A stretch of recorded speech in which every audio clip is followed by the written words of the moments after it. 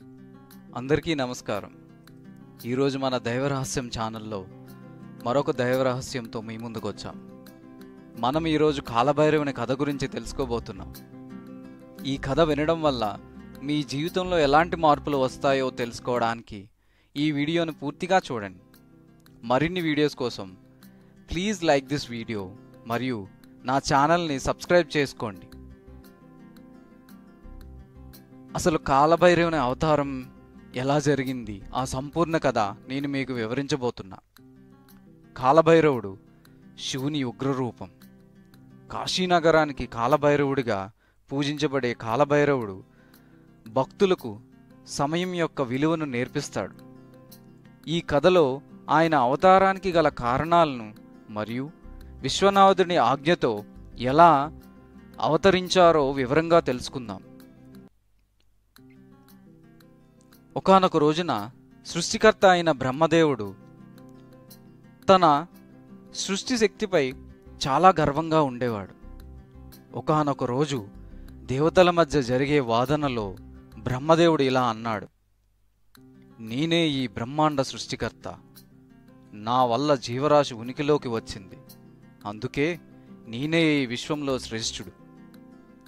ఆయన మాటలు వినిన శివుడు బ్రహ్మదేవుని అహంకారానికి తగ్గించడానికి ఒక పథకాన్ని రచించాడు. శివుడు ఓర్పుగా ఇలా అన్నాడు: బ్రహ్మ, నీవు ఈ ప్రపంచానికి సృష్టికర్తవు, కానీ విశ్వానికి పరిపాలకుడువు కాదు. పరిపాలనకు కాలచక్రాన్ని అర్థం చేసుకోవాలి, సమయాన్ని గౌరవించాలి. కానీ బ్రహ్మదేవుడు వినిపించుకోలేదు. అతను తన సృష్టి శక్తిని మరింత గొప్పగా భావిస్తూ శివుని అపహాస్యం చేశాడు. ఈ ఘటన మహాదేవుణ్ణి ఉగ్రరూపంలోకి మార్చింది. ఆయన తన అగ్నిజ్వాలల నుండి ఒక భయంకరమైన రూపాన్ని సృష్టించాడు. అదే కాలభైరవుడు. కాలభైరవుడు శక్తివంతమైన రూపంలో ప్రత్యక్షమయ్యాడు. ఆయనది అద్భుతమైన రూపం. ఆయన శరీరం నల్లని ఆకాశంలా మెరిసేది. కళ్ళు అగ్ని కణాల్లా దహించేవి.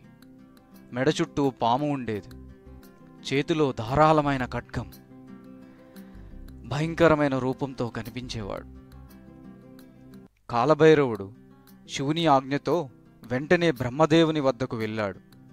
అతని అహంకారాన్ని సమూలంగా నాశనం చేయడానికి బ్రహ్మదేవుని 5వ తలను నరికివేశాడు. బ్రహ్మదేవుని తల నరికిన కారణంగా కాలభైరవుడు బ్రహ్మహత్యా దోషాన్ని పొందాడు. ఈ బ్రహ్మహత్యా దోషాన్ని తొలగించుకోవడానికి వివిధ తీర్థయాత్రలు చేశాడు. చివరకు కాశీ చేరుకున్నాడు. దోషం అక్కడే తొలగిపోయాయి. కాలభైరవుడు పవిత్రుడిగా మారాడు. శివుని ఆజ్ఞ ప్రకారం కాలభైరవుడు కాశీనగరానికి క్షేత్రపాలకుడుగా నిలిచాడు. ఆయన నగరాన్ని కాపాడే దేవుడిగా పూజించబడతాడు. ప్రతి ఒక్కరూ కాశీకి వెళ్ళేటప్పుడు కాలభైరవుని దర్శనం తప్పక చేసుకోవాలి. ఆయనను కాలానికి అధిపతిగా పిలుస్తారు. ఆయన స్మరణ చేయడం వల్ల సమయం యొక్క విలువ తెలుస్తుంది. అందుకే ఆయనని టైం లార్డ్గా పిలుస్తుంటారు. భక్తులు కాలభైరవాష్టకం పఠించితే అనేక కష్టాలు తొలగిపోతాయి. కాలభైరవుని కృప వల్ల కష్టాలు తొలగిపోతాయి. ఆయనను ప్రార్థించడం వల్ల సమయపాలన పెరుగుతుంది. కాలభైరవుని కృప వలన ధన సమృద్ధి కలుగుతుంది. చెడు శక్తుల ప్రభావం తగ్గిపోతుంది.